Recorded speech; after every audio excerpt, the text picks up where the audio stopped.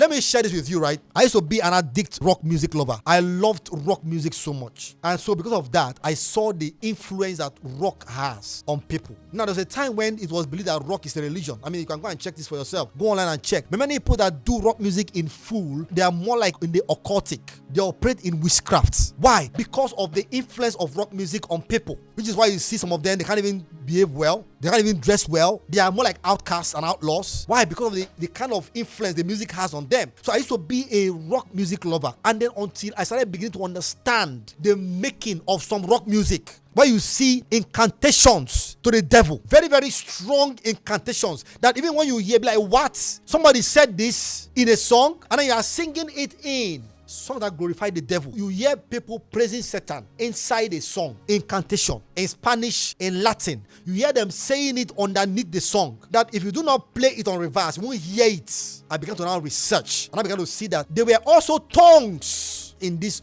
rock music that people do not know. And when you start playing that song at some certain time and paying attention, you now start hearing some of those incantations inside that rock music you are listening to, which is why it influences people. So when I tell you, don't copy tongues, don't copy all these things you hear, some of them, no. If you don't understand something in a song, go and redo it. Go and change the lyrics. If there's a song you hear, you will love the song, it's a gospel song, but there's something the person enchanted there. You don't understand what it is. Go and put your own words there and let it make sense to you and to the audience you're singing to. Don't go and copy it, because at the end of the day, what you are doing is you are destroying yourself, because most of those tongues are not meant to make you better. They are meant to rope you. Can you differentiate between the tongues or the spell that a witch or a wizard speaks and the tongues that you speak? Can you differentiate it? I can send you a couple of them. You listen to the one that some of those sorcerers use and the ones that most pastors and most people use. You can hear similarities in terms of syllables and expression. You can quote me anywhere. I said so. I've done my research.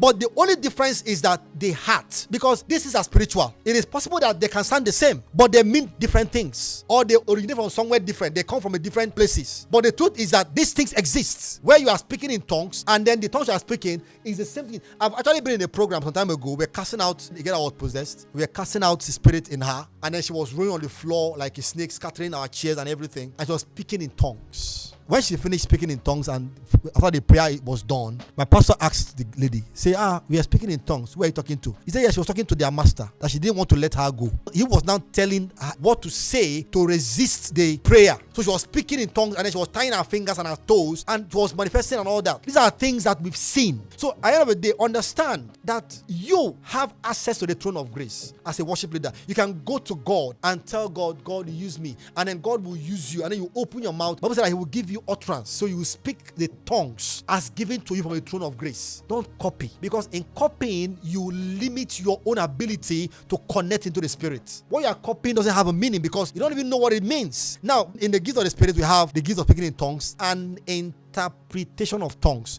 But have you seen anybody that does interpretation yet? Now they exist, but they're not many. But you see people, everybody speaks in tongues without interpreter. So at best, speak what you know is coming from what? Your spirit. Don't go and copy another person's own tongue and begin to speak it because you think it makes the music sound awesome. That place there, the tongue sounds so heavenly. It's not your tongues. Go and speak your own.